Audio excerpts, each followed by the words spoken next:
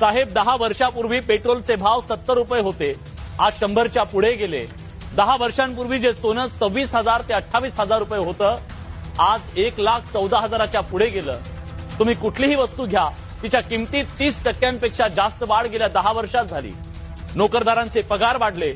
आमदारांचा पगार 10 वर्षांपूर्वी 50,000 ते 80,000 रुपये प्रति महिना होता, तो आता 1 लाख ते 3 लाखापर्यंत पोहोचला। म्हणजे सरासरी 250% वाढ झाली।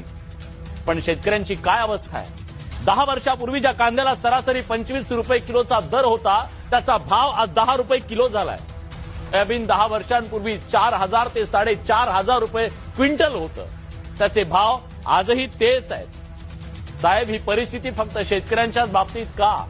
बाकी सगळं सोडा हो, आम्ही शेतकरी ज्या दुकानातून खत बियाणं विकत घेतो ना, ते दुकानदार आमच्या कमिशनवर परदेश दौरे करतायत साहेब। पण आम्ही शेतकरी मुंबईचा किनारा सुद्धा बघू शकत नाही। मुंबई सोडा, जिल्ह्याचं ठिकाण सुद्धा शेतकरी 6-6 महिने पाहू शकत नाही। इथल्या शेतकऱ्याची आर्थिक परिस्थिती आहे। आमचं हे गाऱ्हाणं तुमच्या कार्यक्रमात नक्की मांडा। राज्यातला शेतकरी आज अस्वस्थ आहे, त्याच्यावर अक्षरशः आभाळ कोसळलं। रानावर, शिवारावर, गावावर दुःखाचे ढग दाटून आले। या काळात जिथं डोलणारी पिकं आणि पक्ष्यांचा चिवचिवाट असा